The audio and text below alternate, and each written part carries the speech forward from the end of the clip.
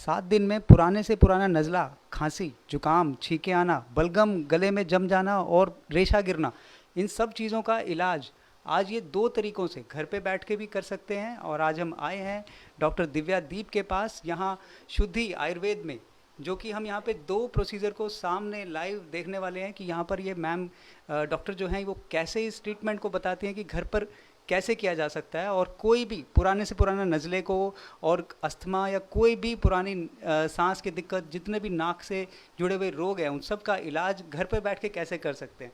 तो आज हम मैम से जानेंगे कि ये दोनों प्रोसीजर कैसे किए जाते हैं और इनका क्या करने का सही तरीका होता है और कितने टाइम में पेशेंट को इससे आराम मिल जाता है।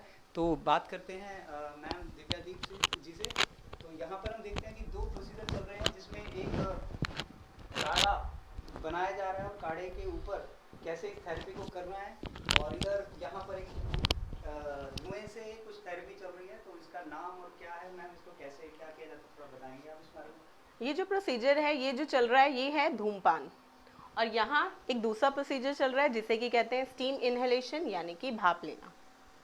तो ये स्टीम कैसे, इसमें क्या किस चीज़ों से स्टीम लेना होता है काढ़ा? नॉर्मली हम पेशेंट को सिंपल पानी की भी भाप देते हैं, या हम इस पानी में 32 हर्ब टी इसके 3 से 4 चम्मच डालकर भी भाप दे सकते हैं। इसको बाद में आप दिखाएंगे कैसे बनाना है, और हाँ इसके जी। बाद में क्या करना होता है इसके स्टीम, इसको भी ये कैसे रहता है इसका? इसमें सांस लेनी होती है। इसको जलाकर एक नाक बंद कर और मुंह से छोड़ना है, और फिर दूसरी नाक से इस भाप को लेके मुंह से छोड़ना है, और फिर मुंह से लेके नाक से छोड़ना है।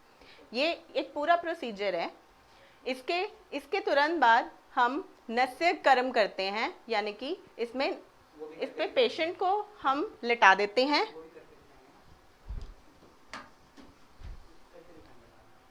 ये हम आपको बाद में करके दिखाएंगे।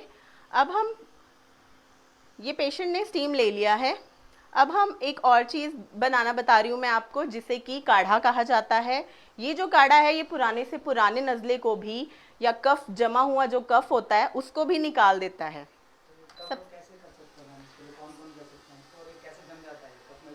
नॉर्मली कफ जो बनता है वो बनता है चेंजिंग सीजन में, या फिर जब भी कोई छोटे बच्चे होते हैं घर में, उनको इम्यूनिटी वीक होने की वजह से उनके अंदर कफ बहुत ज़्यादा मात्रा में बढ़ जाता है, तो उनको भी हम ये काढ़ा पिला सकते हैं।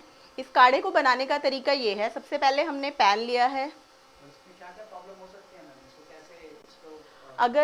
अगर जो है ये इस कफ को रोका ना जाए, या इस कफ को बनने से रोक पाने पर जो आपके गले में बैठ जाता है, गला बैठ जाता है, और साथ ही सांस लेने में भी दिक्कत हो जाती है, इस तरह की प्रॉब्लम, एस्थमा बढ़ जाना, ये सब प्रॉब्लम्स पेशेंट को बढ़ने लग जाती है। तो इस पट्टी को मैम कैसे बनाते हैं, इसमें क्या जो प्रोसीजर है इसको कैसे किया जाता है, इसको बनती कैसे है, इस पट्टी में क्या क्या होता है? इस पट्टी को बनाने के लिए 3 चीज़ों का इस्तेमाल किया जाता है। सबसे पहले ये है गाय का घी, और साथ में ये है हल्दी, ये है अजवाइन और काली मिर्च।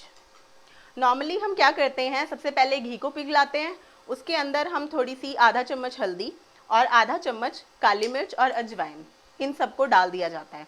और जब ये पेस्ट की तरह बन जाता है, तो ये जो पट्टी होती है, इस पट्टी का इस्तेमाल हम करते हैं। इस पट्टी को उस लेप में लगाकर इसको धूप में सुखाया जाता है। धूप में सुखाने के बाद इसे रोल कर दिया जाता है, और इस तरह से ये धूमबत्ती बन जाती है।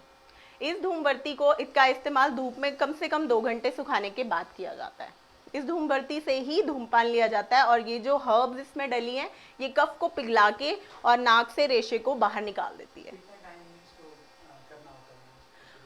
इस प्रोसीजर को 7 दिन, 5 से 7 दिन का प्रोसीजर होता है। नॉर्मली हम पेशेंट को रिकमेंड करते हैं कि 5 से 7 दिन तक लगातार पहले धूमपान, फिर नस्य और फिर स्टीम इनहेलेशन, ये 3 प्रोसीजर्स को साथ साथ करें। नाक में कफ बनने का कारण है ये साइनसेस। नॉर्मली ये जो साइनसेस हैं, ये खाली कैविटीज़ होती है जो हमारे नाक के और ये वाली जो हड्डी फ्रंटल बोन है इसके अंदर होती है। और जब इनमें रेशा जमना शुरू हो जाता है, किसी इन्फेक्शन के कारण या वायरस के कारण इनमें रेशा जमना शुरू हो जाता है, तो ये रेशा जो है ये गले में भी गिरने लग जाता है।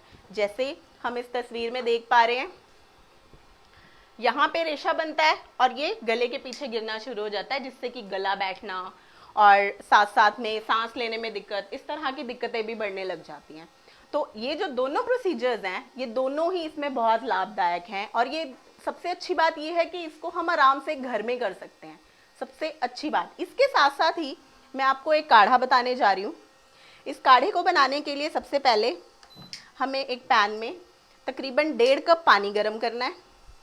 जैसे ये पानी गर्म हो जाता है तो हम ये 32 हर्ब्स टी, इसमें कुछ 32 तरह की जड़ी बूटियां हैं, जो कि काली मिर्च, इलायची, अजवाइन, पुनर्नवा, इस तरह की 32 जड़ी बूटियां जो कि इसमें स्पेशली डाली गई हैं और साथ में ये हर्बल टी की तरह भी काम करती है।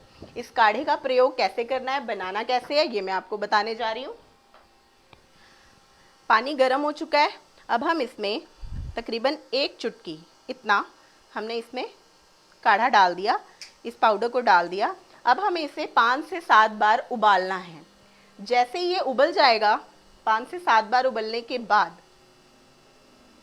ये अपना रंग देने लग जाएगा और ये इसका टेस्ट भी बहुत अच्छा है। इसका जो प्रयोग है आप दिन में कम से कम 4 से 5 बार कर सकते हैं, सुबह खाली पेट, फिर खाना खाने के बाद, शाम की चाय की तरह। इस तरह से प्रयोग करने पर ये आपके जो जमा हुआ कफ है उसको भी बाहर निकालेगी और कफ को बनने से भी रोकेगी। जैसे जैसे कफ कम होता जाएगा, आपके जो नज़ला है या फिर गले में दर्द है या जो आपकी छाती में बलगम जम रहा है, ये अपने आप ही शरीर से बाहर आ जाएगा। जी हाँ, बिल्कुल। खाने में जो परहेज है, सबसे अच्छा परहेज ये है कि आप दूध और दूध से बनी चीज़ें छोड़ दें। दूध और दूध से बनी कोई भी चीज़, चाहे वो पनीर हो, मक्खन हो, दही हो, ये सब कफ को बढ़ा देती हैं।